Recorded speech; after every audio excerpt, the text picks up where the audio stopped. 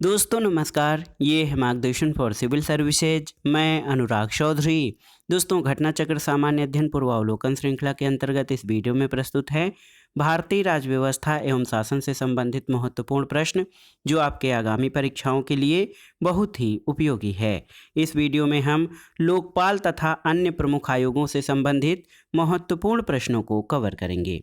तो आइए शुरू करते हैं आज का वीडियो। पहला प्रश्न है दोस्तों, हमारे देश के प्रथम लोकपाल कौन हैं? आपको बताना है। न्यायमूर्ति सुबोध राणा, न्यायाधीश पिनाकी चंद्र घोष, न्यायमूर्ति बालाकृष्णन या फिर एच.एल. दत्तू। तो सही उत्तर है न्यायमूर्ति पिनाकी चंद्र घोष। ये भारत के प्रथम लोकपाल हैं। आप जान लीजिए दोस्तों, लोकपाल और लोकायुक्त अधिनियम 2013 के प्रावधानों के तहत लोकपाल संस्था का गठन मार्च 2019 में किया गया और इसके प्रथम अध्यक्ष के रूप में न्यायमूर्ति पिनाकी चंद्र घोष की नियुक्ति की गई थी और लोकपाल में एक अध्यक्ष और 8 से अनधिक सदस्यों का प्रावधान है। 28 मई 2022 से न्यायमूर्ति प्रदीप कुमार मोहंती इस संस्था के कार्यवाहक अध्यक्ष हैं। अगला प्रश्न है दोस्तों, भारत में लोकपाल और लोकायुक्त की स्थापना का सुझाव किसने दिया था? तो याद रखिएगा, प्रशासनिक सुधार आयोग ने। तो दोस्तों भारत में लोकपाल और लोकायुक्त की स्थापना का सुझाव सबसे पहले प्रथम प्रशासनिक सुधार आयोग ने दिया था। इस आयोग का गठन 5 जनवरी 1966 को मोरारजी देसाई की अध्यक्षता में किया गया था। बाद में 1967 में के हनुमंतैया को प्रथम प्रशासनिक सुधार आयोग का अध्यक्ष बनाया गया। आयोग का कार्यकाल 1970 में समाप्त हुआ था। और आप जान लीजिए, ओम्बुड्समैन का भारतीय प्रतिमान लोकपाल है। एक स्वतंत्र पर्यवेक्षी एजेंसी के रूप में इसकी स्थापना सबसे पहले 1809 में स्वीडन में की गई थी। अगला प्रश्न है, सही उत्तर चुनिए। राज्य स्तर पर लोकायुक्त की नियुक्ति की सर्वप्रथम अनुशंसा किसने की थी? तो यहाँ पर देखिए, भारत का प्रशासनिक सुधार आयोग, संथानम समिति, राजस्थान प्रशासनिक सुधार समिति या फिर द्वितीय प्रशासनिक सुधार आयोग। सही उत्तर है भारत के प्रशासनिक सुधार आयोग 1966 से 70 ने राज्य स्तर पर लोकायुक्त के नियुक्ति की सबसे पहले अनुशंसा की थी। अगला प्रश्न है दोस्तों, ओम्बुड्समैन का भारतीय प्रतिमान क्या है? तो आप जानते हैं लोकपाल ओम्बुड्समैन का जो है भारतीय प्रतिमान है, इसको जनहित रक्षक भी कहा जाता है। अगला प्रश्न है, निम्न में से किस आयोग या समिति ने स्थानीय संस्था ओम्बुड्समैन बनाने का सुझाव दिया था? तो आप जान लीजिए, प्रथम प्रशासनिक सुधार आयोग ने सबसे पहले ओम्बुड्समैन या लोकपाल बनाने का सुझाव दिया था। अगला प्रश्न है दोस्तों, प्रशासनिक सुधार आयोग जिसने पहली बार लोकपाल तथा लोकायुक्त बनाने की संस्तुति की थी, उसके अध्यक्ष कौन थे? तो सही उत्तर है मोरारजी देसाई। अगला प्रश्न है दोस्तों, संसद में पहला लोकपाल विधेयक कब रखा गया था? आपको बताना है। तो 1968 में, ऑप्शन सी आपका सही उत्तर है। संसद में पहला लोकपाल विधेयक 1968 में चौथी लोकसभा में प्रस्तुत किया गया, जहां यह 1969 में पारित भी हुआ, लेकिन राज्यसभा में लंबित रहने की स्थिति में चौथी लोकसभा के विघटित होने के कारण ये विधेयक व्यवगत हो गया था। अगला प्रश्न है दोस्तों, लोकपाल विधेयक 2011 के संबंध में निम्नलिखित में से कौन से कथन सही हैं? तो देखिए, लोकसभा में 4 अगस्त 2011 को इसे पुरस्थापित किया गया था, सही है। श्री पी चिदम्बरम गृह मंत्री द्वारा इसे पुरस्थापित किया गया था, सही नहीं है। इसे अस्थायी समिति को प्रेषित किया गया है और सिविल सोसाइटी के सदस्यों द्वारा इसे कमजोर कहा गया है। तो 1, 3 और 4 आपके सही हैं। ऑप्शन डी आपका सही उत्तर है। और आप जान लीजिए दोस्तों, लोकसभा में लोकपाल विधेयक 4 अगस्त 2011 को तत्कालीन संसदीय कार्य मंत्री वी नारायण सामी के द्वारा प्रस्तुत किया गया था। उसके बाद इसे संसद की कार्मिक लोक शिकायत और विधि और न्याय पर अस्थायी समिति के पास भेजा गया।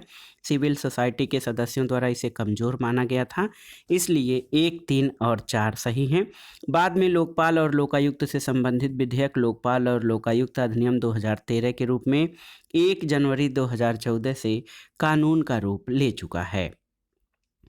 अगला प्रश्न है दोस्तों, लोकपाल बिल का मसौदा या आलेख तैयार करने के लिए जो पैनल था, उसमें बुद्धिजीवी समाज के प्रतिनिधियों में कौन शामिल थे? तो देखिए, अन्ना हजारे, संतोष हेगड़े और शांति भूषण। 1, 3 और 5 ऑप्शन डी आपका सही उत्तर हो जाएगा। आप जान लीजिए नागरिक समाज की ओर से लोकपाल बिल का मसौदा या आलेख तैयार करने वाली समिति में 5 सदस्य थे। अन्ना हजारे, अरविंद केजरीवाल, शांति भूषण, एन संतोष हेगड़े और प्रशांत भूषण। अगला प्रश्न है, निम्नलिखित में से किस राज्य में सबसे पहले लोकायुक्त कार्यालय की स्थापना की गई थी? तो उत्तर है महाराष्ट्र में। महाराष्ट्र भारत का पहला ऐसा राज्य है जहां लोकायुक्त कार्यालय की स्थापना महाराष्ट्र लोकायुक्त और उप लोकायुक्त अधिनियम 1971 के तहत 1972 में की गई थी और ओडिशा पहला राज्य था जिसने लोकायुक्त की स्थापना से संबंधित विधान 1970 में पारित किया, लेकिन वहां पर यह संस्था 1983 में जाकर अस्तित्व में आई थी। अगला प्रश्न है दोस्तों, देखिए प्रश्न संख्या 11 है कि किस राज्य में पहला लोकायुक्त स्थापित हुआ था? तो सही उत्तर है महाराष्ट्र में। अगला प्रश्न है, निम्न में से किस राज्य ने सर्वप्रथम लोकायुक्त संस्था की स्थापना की थी? तो महाराष्ट्र ने। और उत्तर प्रदेश का लोकायुक्त अपना प्रतिवेदन प्रस्तुत करता है किसे? तो आप जानते हैं दोस्तों, प्रदेश का लोकायुक्त जो है राज्यपाल को अपना प्रतिवेदन प्रस्तुत करता है।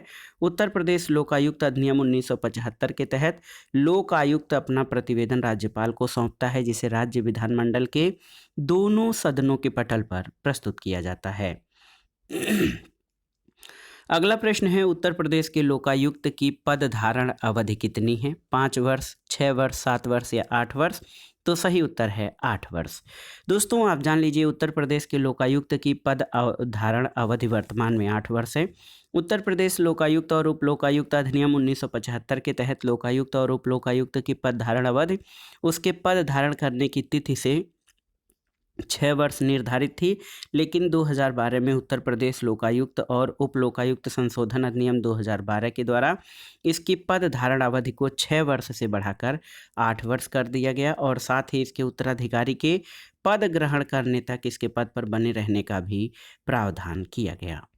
अगला प्रश्न है, 2011 में लोकायुक्त विधेयक पारित करने वाला प्रथम भारतीय राज्य कौन सा था? तो सही उत्तर है उत्तराखंड। 2011 में 1 नवंबर को लोकायुक्त विधेयक पारित करने वाला पहला भारतीय राज्य उत्तराखंड था। अगला प्रश्न है, निम्नलिखित में से किन राज्यों में लोकायुक्त अधिनियम ने मुख्यमंत्री को भी अपने दायरे में ले लिया है?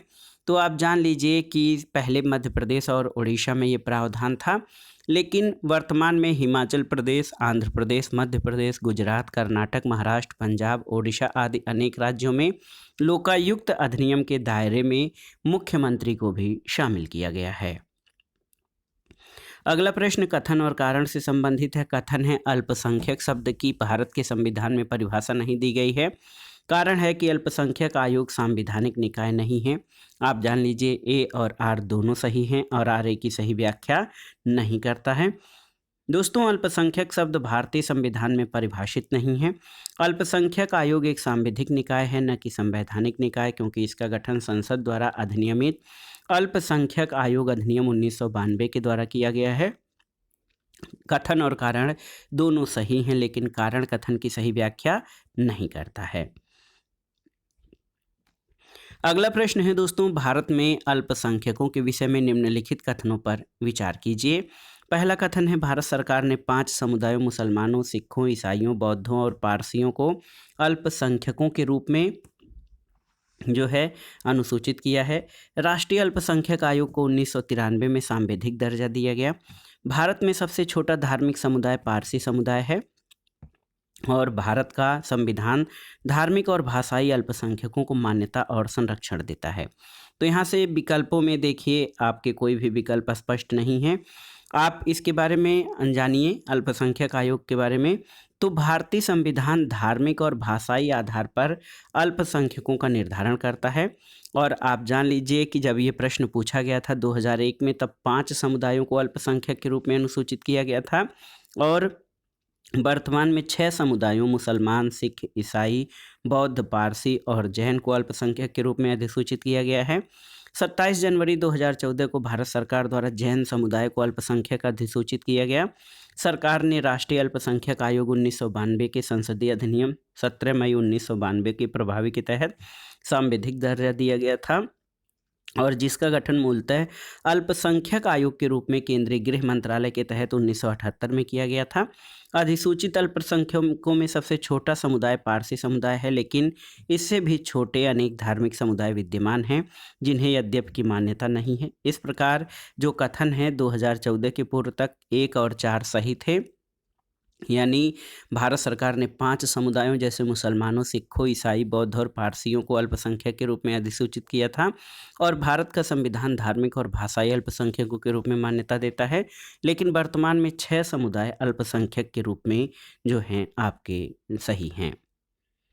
अगला प्रश्न है दोस्तों, बोहरा समिति किसके अध्ययन के लिए बनाई गई थी? आपको बताना है, बहुत ही महत्वपूर्ण समिति रही है। बोहरा समिति राजनेता और अपराधियों के साठगांठ या गठजोड़ के अध्ययन के लिए बनाई गई थी। तो बोहरा समिति का गठन राजनेताओं और अपराधियों के बीच साठगांठ की जांच करने के लिए 1993 में तत्कालीन गृह सचिव NN बोहरा की अध्यक्षता में किया गया था। इस समिति ने अपनी रिपोर्ट अक्टूबर 1993 में सौंपी थी। तो याद रखिएगा, बोहरा समिति राजनेता और अपराधियों के साठगांठ के अध्ययन के लिए बनाई गई थी। अगला प्रश्न है, उस समिति का नाम बताइए जिसने राजनीतिज्ञों और अपराधियों के गठबंधन की जांच की और रिपोर्ट दी थी। तो सही उत्तर है बोहरा समिति। अगला प्रश्न है दोस्तों, भारतीय प्रशासनिक सेवा और भारतीय पुलिस सेवा को समाप्त करने की सिफारिश किसने की थी? देखिए, ढेबर आयोग, कालेलकर आयोग, खेर आयोग या राजमन्नार। तो सही उत्तर है राजमन्नार आयोग ने भारतीय प्रशासनिक सेवा और भारतीय पुलिस सेवा को समाप्त करने की सिफारिश की थी। अगला प्रश्न है दोस्तों, मूल अधिकारों के अतिरिक्त भारत के संविधान का निम्नलिखित में से कौन से भाग मानव अधिकारों की सार्वभौम घोषणा या universal declaration of human rights 1948 के सिद्धांतों और प्रावधानों को प्रतिबिंबित करते हैं? तो यहाँ पर देखिए, उद्देशिका, राज्य के नीति निर्देशक तत्व और मूल कर्तव्य। तो ये तीनों ही दोस्तों मूल अधिकारों के अलावा भारत के संविधान के भाग जो है उद्देशिका, राज्य के नीति निर्देशक तत्व और मूल कर्तव्य, ये मानव अधिकारों की सार्वभौम घोषणा के सिद्धांतों और प्रावधानों को प्रतिबिंबित करते हैं। ऑप्शन डी आपका सही उत्तर हो जाएगा। 10 दिसंबर 1948 को संयुक्त राष्ट्र महासभा ने पेरिस में मानव अधिकारों की सार्वभौमिक घोषणा को अंगीकृत किया था। भारतीय संविधान के उद्देशिका, मूल अधिकार, राज्य के नीति निर्देशक तत्व और मूल कर्तव्य मानव अधिकारों की सार्वभौमिक घोषणा 1948 के सिद्धांतों और प्रावधानों को प्रतिबिंबित करते हैं। दोस्तों, मानव अधिकारों की सार्वभौमिक घोषणा 1948 के अनुच्छेद 29 में विशेष रूप से भारतीय संविधान के मौलिक कर्तव्य प्रतिबिंबित होते हैं। मानव अधिकारों की सार्वभौमिक घोषणा में कुल 30 अनुच्छेदों का वर्णन है। अगला प्रश्न है, संयुक्त राष्ट्र द्वारा मानव अधिकार, देखिए, संयुक्त राष्ट्र द्वारा मानव अधिकारों की विश्वव्यापी घोषणा को कब अपनाया गया था? तो उत्तर है 10 दिसंबर 1948 को, और इसीलिए प्रतिवर्ष 10 दिसंबर को अंतर्राष्ट्रीय मानवाधिकार दिवस मनाया जाता है।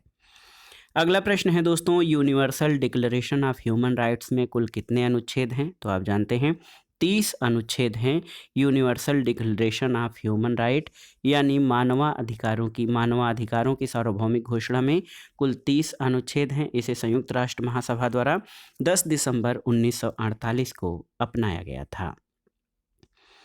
अगला प्रश्न है दोस्तों, 10 दिसंबर को मनाया जाता है, तो 10 दिसंबर को मानवाधिकार दिवस के रूप में मनाया जाता है। दोस्तों, 10 दिसंबर मानवाधिकार दिवस है और इस दिन 1948 में संयुक्त राष्ट्र महासभा द्वारा मानवाधिकारों की सार्वभौमिक घोषणा यानी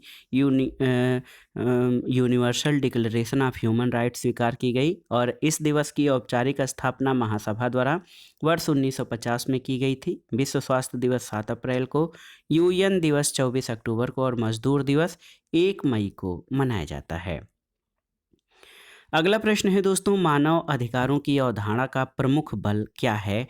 आपको बताना है। तो सही उत्तर है, मानव अधिकारों की अवधारणा का प्रमुख बल है मानव होने के नाते मानव गरिमा पर बल दिया जाता है। दोस्तों, मानव अधिकारों की सार्वभौमिक घोषणा की प्रस्तावना मानव जाति की जन्मजात गरिमा और सम्मान तथा अधिकारों पर बल दिया गया है, इसलिए मानव अधिकारों की अवधारणा का प्रमुख बल मानव होने के नाते मानव गरिमा पर है। अगला प्रश्न है, निम्नांकित में से कौन सा एक संयुक्त राष्ट्र द्वारा सूचीबद्ध मानवाधिकारों में नहीं है? देखिए, स्वतंत्रता और समानता, जीवन तथा स्वतंत्रता का अधिकार, शिक्षा का अधिकार और निजता का अधिकार। तो निजता का अधिकार दोस्तों संयुक्त राष्ट्र द्वारा सूचीबद्ध मानवाधिकारों में शामिल नहीं है। अगला प्रश्न है कि निम्नलिखित में से किसे द्वितीय पीढ़ी का मानव अधिकार समझा जाता है? काम का अधिकार, शिक्षा का अधिकार, स्वतंत्रता का अधिकार और समता का अधिकार।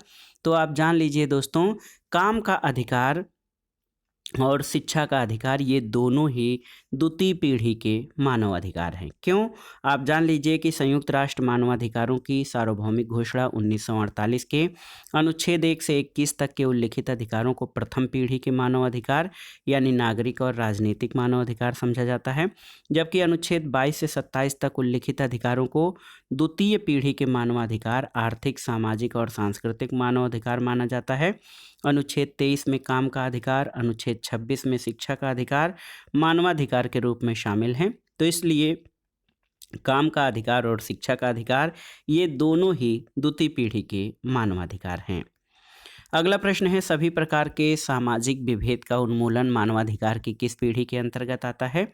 तो उत्तर है दूसरी पीढ़ी के अंतर्गत। दोस्तों सभी प्रकार के सामाजिक विभेद यानी आर्थिक, सामाजिक और सांस्कृतिक का उन्मूलन मानवाधिकार की दूसरी पीढ़ी के अंतर्गत आता है, जबकि पहली पीढ़ी में नागरिक और राजनीतिक स्वतंत्रता का अधिकार तथा तीसरी पीढ़ी में एकजुटता का अधिकार और समूह में शामिल होने के अधिकारों का उल्लेख है। हालांकि झारखंड लोक सेवा आयोग ने इस प्रश्न का उत्तर तीसरी पीढ़ी के अधिकार माना था, जो कि सही नहीं है। अगला प्रश्न है दोस्तों, यहाँ पर आप देख सकते हैं निम्नलिखित पर विचार कीजिए। शहर का अधिकार एक सम्मत मानवाधिकार है तथा इस संबंध में संयुक्त राष्ट्र हैबिटेट यानी यूएन हैबिटेट प्रत्येक देश द्वारा की गई प्रतिबद्धताओं को मॉनिटर करता है, ये सही नहीं है। शहर का अधिकार शहर के प्रत्येक निवासी को शहर में सार्वजनिक स्थानों को वापस लेने और सार्वजनिक सहभागिता का अधिकार देता है, और शहर का अधिकार का आशय ये है कि राज्य शहर की अनधिकृत बस्तियों को किसी भी लोक सेवा अथवा सुविधा से वंचित नहीं कर सकता है। तो 2 और 3 इसमें सही हैं। ऑप्शन डी आपका सही उत्तर हो जाएगा। राइट टू द सिटी यानी शहर का अधिकार का विचार और स्लोगन सबसे पहले फ्रांसीसी विचारक और समाज विज्ञानी हेनरी लेफेवबर के द्वारा 1968 में प्रस्तुत किया गया। लैटिन अमेरिकी और यूरोपीय देशों में सामाजिक आंदोलनों द्वारा इसे लोकप्रिय किया गया। शहर का अधिकार वस्तुतः एक शहरी विकास का मॉडल है जो सभी नागरिकों को शामिल करता है, और शहर का अधिकार शहर के सभी निवासियों, अप्रवासियों, मलिन बस्ती निवासियों, बेघरों के लिए शहरी जीवन तक समान पहुंच के मूलभूत मानव अधिकार के रूप में मान्यता देता है, और ये शहर के प्रत्येक निवासी को शहर में सार्वजनिक स्थानों को वापस लेने और सार्वजनिक सहभागिता का अधिकार देता है। इसका मतलब ये है कि राज्य शहरों में लोक सेवाएं और सुविधाएं उपलब्ध कराने के संबंध में वैध बस्तियों और अनधिकृत बस्तियों के निवासियों में कोई भेदभाव नहीं कर सकता, यानी राज्य शहर की अनधिकृत बस्तियों को किसी भी लोक सेवा अथवा सुविधा से वंचित नहीं कर सकता है। अगला प्रश्न है दोस्तों, 1993 में राष्ट्रपति द्वारा मानवाधिकार संरक्षण अध्यादेश जारी किया गया था। तो सही उत्तर है अनुच्छेद 1, 2, 3 के तहत। भारतीय संविधान के अनुच्छेद 123 के तहत राष्ट्रपति को ये अधिकार है कि संसद के सत्र में न होने की स्थिति में वो अध्यादेश जारी कर सकता है। 28 सितंबर 1993 को इसी अनुच्छेद के तहत राष्ट्रपति ने मानवाधिकार संरक्षण अध्यादेश जारी किया और इसे मानवाधिकार संरक्षण अधिनियम 1993 से प्रतिस्थापित किया गया। आप जानते हैं कि ये अधिनियम राष्ट्रपति की स्वीकृति के बाद 8 जनवरी 1994 को अधिसूचित किया गया था। फिर भी इसे तत्संबंधी अध्यादेश जारी होने की तिथि 28 सितंबर 1993 से ही प्रभावी किया गया था। अगला प्रश्न है दोस्तों, भारत में मानवाधिकार संरक्षण अधिनियम कब लागू हुआ था? तो 1993 में। अगला प्रश्न है, मानव अधिकार संरक्षण अधिनियम के संबंध में कौन सा कथन सही है? तो सही उत्तर है ये अधिनियम 28 सितंबर 1993 को प्रवृत्त हुआ था। अगला प्रश्न है दोस्तों, मानव अधिकार संरक्षण अधिनियम 1993 का उद्देश्य क्या था? मानव अधिकारों का बेहतर संरक्षण, मानव अधिकारों की सुरक्षा आयोग का गठन, राज्य में मानव अधिकार सुरक्षा आयोग का गठन या उपर्युक्त सभी। तो सही उत्तर है मानव अधिकार संरक्षण अधिनियम 1993 का उद्देश्य उपर्युक्त सभी था। दोस्तों, मानव अधिकार संरक्षण अधिनियम 1993 भारत में मानव अधिकारों के बेहतर संरक्षण के लिए राष्ट्रीय मानव अधिकार आयोग, राज्यों में मानव अधिकार आयोगों और मानव अधिकार न्यायालयों के गठन करने और उससे संबंधित आनुषंगिक विषयों को समाविष्ट करने के लिए अधिनियमित किया गया था। अगला प्रश्न है, मानव अधिकार संरक्षण अधिनियम 1993 की किस धारा में लोक सेवक की परिभाषा दी गई है? तो याद रखिएगा, ये है धारा 2M। दोस्तों, मानव अधिकार संरक्षण अधिनियम 1993 की धारा 2 परिभाषाओं से संबंधित है। धारा 2(1)(m) लोक सेवक को परिभाषित किया गया है। इसके अनुसार भारतीय दंड संहिता IPC की धारा 21 में शामिल लोग सरकारी सेवक माने जाएंगे। अगला प्रश्न है, मानव अधिकार संरक्षण अधिनियम में सशस्त्र बल की परिभाषा में निम्नलिखित में कौन शामिल नहीं है? नौसेना, राज्य के सशस्त्र बल, थल सेना और वायुसेना। तो सही उत्तर है राज्य के सशस्त्र बल। दोस्तों, मानव अधिकार संरक्षण अधिनियम 1993 की धारा 2(1)(a) के तहत सशस्त्र बल यानी आर्म्ड फोर्सेस की परिभाषा के अंतर्गत नौसेना, थल सेना और वायुसेना और संघ का कोई अन्य सशस्त्र बल शामिल है। और उल्लेखनीय है कि ये अधिनियम 28 सितंबर 1993 को प्रवृत्त हुआ था। अगला प्रश्न है दोस्तों, राष्ट्रीय मानव अधिकार आयोग के अध्यक्ष और सदस्यों की नियुक्ति समिति में कौन सदस्य नहीं होता है? ऑप्शन देखिए, लोकसभा का अध्यक्ष, राज्यसभा का सभापति, लोकसभा के विपक्ष का नेता और राज्यसभा के विपक्ष का नेता। तो सही उत्तर है राज्यसभा का सभापति। दोस्तों, आप जान लीजिए कि राष्ट्रीय मानवाधिकार आयोग के अध्यक्ष और सदस्यों की नियुक्ति के लिए प्रधानमंत्री की अध्यक्षता में एक समिति गठित की जाती है। इसमें प्रधानमंत्री, गृह मंत्री, आप जान लीजिए महत्वपूर्ण है, प्रधानमंत्री, गृह मंत्री, लोकसभा में विपक्ष के नेता, राज्यसभा में विपक्ष के नेता, लोकसभा अध्यक्ष, राज्यसभा के उपसभापति शामिल होते हैं और इसमें राज्यसभा के सभापति शामिल नहीं होते हैं। अगला प्रश्न है, राष्ट्रीय मानवाधिकार आयोग के अध्यक्ष और अन्य सदस्यों की नियुक्ति के लिए सिफारिशें करने वाली समिति का सदस्य कौन नहीं है? प्रधानमंत्री, लोकसभा का अध्यक्ष, लोकसभा में विपक्ष का नेता और राज्यसभा का सभापति। तो सही उत्तर है राज्यसभा का सभापति राष्ट्रीय मानवाधिकार आयोग के अध्यक्ष और अन्य सदस्यों की नियुक्ति के लिए सिफारिशें करने वाली समिति का सदस्य नहीं होता है। अगला प्रश्न है, कौन राष्ट्रीय मानव अधिकार आयोग का पदेन सदस्य नहीं है? तो सही उत्तर क्या हो जाएगा? सही उत्तर है राष्ट्रीय विधि आयोग का अध्यक्ष। दोस्तों, मानवाधिकार संरक्षण संशोधन अधिनियम 2019 के अनुसार राष्ट्रीय मानवाधिकार आयोग के पदेन सदस्य के रूप में राष्ट्रीय पिछड़ा वर्ग आयोग, राष्ट्रीय बाल अधिकार संरक्षण आयोग, राष्ट्रीय अल्पसंख्यक आयोग, राष्ट्रीय अनुसूचित जाति आयोग, राष्ट्रीय अनुसूचित जनजाति आयोग और राष्ट्रीय महिला आयोग के अध्यक्ष और दिव्यांग जनों संबंधी मुख्य आयुक्त शामिल होते हैं। ये इस अधिनियम की धारा 12 के खंड ख से खंड ई में जो है विनिर्दिष्ट कृत्यों के निर्वहन के लिए आयोग के सदस्य समझे जाते हैं। इसमें भारतीय विधि आयोग के अध्यक्ष शामिल नहीं हैं। अगला प्रश्न है, मानव अधिकार संरक्षण अधिनियम के संबंध में निम्नलिखित में से कौन सा कथन सही नहीं है? तो यहाँ पर अध्यक्ष 5 वर्ष की अवधि के लिए पद धारित करता है। आयोग के सदस्य 5 वर्ष की अवधि के लिए पद धारित करते हैं। सदस्य 5 वर्षों की दूसरी अवधि के लिए पुनर्नियुक्ति के लिए पात्र नहीं होता है। अध्यक्ष या सदस्य भारत सरकार या किसी राज्य सरकार के अधीन आगे और नियुक्ति के अपात्र होते हैं।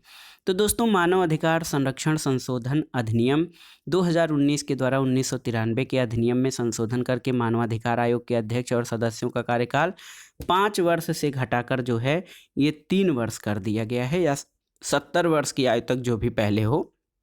और इसके अलावा अब अध्यक्ष और सदस्य दोनों ही पुनर्नियुक्ति के पात्र हैं, तो पात्र हो गए हैं। और पहले अध्यक्ष पुनर्नियुक्ति का पात्र नहीं था। तो इस प्रकार ए, बी और सी ये कथन आपके तीनों ही कथन आपके सही नहीं हैं। और आप जान लीजिए कि मानवाधिकार संरक्षण अधिनियम 1993 के अनुसार अध्यक्ष या कोई अन्य सदस्य अपने पद पर न रह जाने पर भारत सरकार के अधीन या किसी राज्य सरकार के अधीन किसी भी और नियोजन का पात्र नहीं होगा। तो ये कथन डी आपका सही है। आप जान लीजिए दोस्तों, संशोधन से पहले मानव अधिकार संरक्षण अधिनियम 1993 के अनुसार अध्यक्ष पद ग्रहण की तारीख से 5 वर्ष की अवधि तक या 70 वर्ष की आयु तक जो भी पहले हो पद धारित करता था, जबकि सदस्य 5 वर्ष की अवधि तक आयु सीमा 70 वर्ष तक पद धारण करता था और 5 वर्ष की और अवधि के लिए पुनर्नियुक्ति का पात्र होता था। राष्ट्रीय मानवाधिकार आयोग के अध्यक्ष का कार्यकाल कितना होता है? तो 3 वर्ष होता है। ऑप्शन ए आपका सही उत्तर है। अगला प्रश्न है, राष्ट्रीय मानवाधिकार आयोग के सदस्यों की पदावधि की पद ग्रहण की तारीख से कितनी होती है? तो 3 वर्ष या फिर 70 वर्ष। 3 वर्ष या 70 वर्ष जो है ये राष्ट्रीय मानवाधिकार आयोग के सदस्यों की पदावधि होती है। अगले प्रश्न पर आते हैं दोस्तों। अगला प्रश्न है, भारत के राष्ट्रीय मानवाधिकार आयोग के विषय में निम्नलिखित कथनों पर विचार कीजिए। तो ये प्रश्न 1999 में पूछा गया था, लेकिन इसमें कई प्रावधान अब संशोधन कर दिए गए हैं। तो पहला है कि इसका अध्यक्ष अनिवार्य रूप से भारत का सेवानिवृत्त मुख्य न्यायमूर्ति होना चाहिए। इसकी प्रत्येक राज्य में राज्य मानवाधिकार आयोग के नाम से संस्थापनाएं हैं। इसकी शक्तियां केवल सिफारसी प्रकृति की हैं और आयोग के एक सदस्य के रूप में एक महिला को नियुक्त करना आज्ञापरक है। तो आइए जानते हैं क्या क्या प्रावधान है। दोस्तों, मानवाधिकार संरक्षण संशोधन अधिनियम 2019 के द्वारा 1993 के अधिनियम में संशोधन करके उच्चतम न्यायालय का मुख्य न्यायाधीश या न्यायाधीश रहे व्यक्तियों को राष्ट्रीय मानवाधिकार आयोग के अध्यक्ष के रूप में नियुक्त किए जाने का पात्र बनाया गया है। तो पहले केवल सेवानिवृत्त मुख्य न्यायाधीश होता था, अब सेवानिवृत्त मुख्य न्यायाधीश या न्यायाधीश रहे व्यक्तियों को राष्ट्रीय मानवाधिकार आयोग के अध्यक्ष के रूप में नियुक्त किए जाने का पात्र बनाया गया है। इसके अलावा आयोग के गैर न्यायिक सदस्यों की संख्या को 2 से बढ़ाकर 3 किया गया है, जिसमें कम से कम एक सदस्य का महिला होना अनिवार्य है। आयोग की शक्तियां सिफारिशी या जो है संस्तुतियां प्रदान करने तक हैं। राज्य मानव अधिकार आयोग 1993 के अधिनियम के तहत संबंधित राज्य सरकार द्वारा गठित किए जाते हैं, न कि राष्ट्रीय मानवाधिकार आयोग की संस्थापनाएं हैं। तो कथन 3 और 4 ही इस समय सही हैं। अगला प्रश्न कथन और कारण से संबंधित है। कथन है, राष्ट्रीय मानवाधिकार आयोग का अध्यक्ष वह व्यक्ति होता है जो भारत का मुख्य न्यायाधीश रह चुका हो। और दूसरा है कि उक्त आयोग के अध्यक्ष का कार्यकाल 5 वर्ष अथवा 70 वर्ष की आयु पर्यंत जो भी पहले हो धारित करता है। तो अब देखिए, अब संशोधन के द्वारा क्या किया गया है, राष्ट्रीय मानवाधिकार आयोग का अध्यक्ष वह व्यक्ति होता है जो भारत का मुख्य न्यायाधीश या न्यायाधीश रह चुका हो, तो गलत है। दूसरा है, आयोग के अध्यक्ष का कार्यकाल 3 वर्ष या 70 वर्ष है, तो दूसरा भी।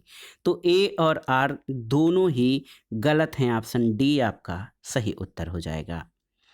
अगला प्रश्न है दोस्तों, राष्ट्रीय मानवाधिकार आयोग अधिनियम 1993 के अनुसार निम्नलिखित में से कौन एक इस आयोग का अध्यक्ष बन सकता है?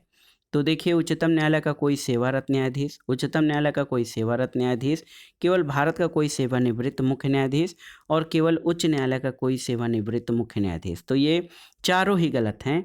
दोस्तों, आप जान लीजिए, मानवाधिकार संरक्षण संशोधन अधिनियम 2019 के द्वारा अधिनियम में संशोधन किया गया है और उच्चतम न्यायालय का मुख्य न्यायाधीश या न्यायाधीश कोई भी व्यक्ति जो है मुख्य न्यायाधीश या न्यायाधीश, ये राष्ट्रीय मानवाधिकार आयोग का अध्यक्ष बन सकता है। अगला प्रश्न है, निम्नलिखित में से कौन भारत के मानवाधिकार आयोग के प्रथम अध्यक्ष थे? तो सही उत्तर है, राष्ट्रीय मानवाधिकार आयोग के प्रथम अध्यक्ष न्यायमूर्ति रंगनाथ मिश्रा थे। ऑप्शन डी आपका सही उत्तर हो जाएगा। और दोस्तों, आप जान लीजिए कि 12 अक्टूबर 1993 से 24 नवंबर 1996 तक वो इस पद पर रहे थे। भारत के राष्ट्रीय मानवाधिकार आयोग के वर्तमान अध्यक्ष कौन हैं? तो आप जान लीजिए दोस्तों, भारतीय के वर्तमान जो है अध्यक्ष सर्वोच्च न्यायालय के पूर्व न्यायाधीश न्यायमूर्ति अरुण कुमार मिश्रा रहे हैं और उनसे पूर्व न्यायमूर्ति HL दत्तू इस पद पर रहे थे। अगला प्रश्न है, निम्नलिखित में से कौन राजस्थान राज्य मानव अधिकार आयोग के अध्यक्ष पद पर नियुक्त होने के लिए अधिकृत है? आपको बताना है। तो उच्च न्यायालय का मुख्य न्यायाधीश दोस्तों, ये राजस्थान राज्य मानवाधिकार आयोग के अध्यक्ष पद पर नियुक्त के लिए अधिकृत है। अगला प्रश्न है, राज्य मानवाधिकार आयोग के अध्यक्ष और सदस्यों की नियुक्ति निम्न में से किसके द्वारा की जाती है? तो सही उत्तर है राज्यपाल के द्वारा। दोस्तों, मानव अधिकार संरक्षण अधिनियम 1993 की धारा 22 के तहत राज्य मानव अधिकार आयोग के अध्यक्ष और सदस्यों की नियुक्ति राज्यपाल के द्वारा की जाती है। राज्यपाल द्वारा ये नियुक्तियां एक समिति की सिफारिशों के आधार पर की जाती हैं, जिसमें मुख्यमंत्री अध्यक्ष होते हैं और सदस्यों के रूप में विधानसभा अध्यक्ष, राज्य गृह मंत्री और विधानसभा में विपक्ष के नेता शामिल होते हैं। परंतु जहां किसी राज्य में विधान परिषद है, वहां उस परिषद का सभापति और विपक्ष के नेता भी समिति के सदस्य होते हैं। अगला प्रश्न और आज की वीडियो का आखिरी प्रश्न है कि राज्य मानव अधिकार आयोग के अध्यक्ष और सदस्यों की नियुक्ति की जाती है किसके द्वारा? तो सही उत्तर है राज्यपाल के द्वारा। आप जान लीजिए, राज्य मानव अधिकार आयोग के अध्यक्ष और सदस्यों की नियुक्ति राज्यपाल के द्वारा की जाती है। तो दोस्तों, ये था आज का वीडियो सामान्य अध्ययन घटना चक्र पूर्वावलोकन श्रृंखला के अंतर्गत भारतीय राज्य व्यवस्था और शासन से संबंधित महत्वपूर्ण प्रश्न, जिसमें हमने प्रीवियस ईयर्स में पूछे गए लोकपाल और अन्य आयोगों जैसे मानवाधिकार आयोग के संबंध में महत्वपूर्ण प्रश्नों को कवर किया, जो आपके आगामी परीक्षाओं के लिए बहुत ही उपयोगी हैं। आप इन प्रश्नों को तैयार कर लीजिएगा। दोस्तों, वीडियो आपको कैसा लगा हमें कमेंट बॉक्स में ज़रूर बताइएगा। वीडियो को लाइक करें, शेयर करें और इस चैनल मार्गदर्शन फॉर सिविल सर्विसेज को सब्सक्राइब करें। वीडियो देखने के लिए धन्यवाद। नमस्कार।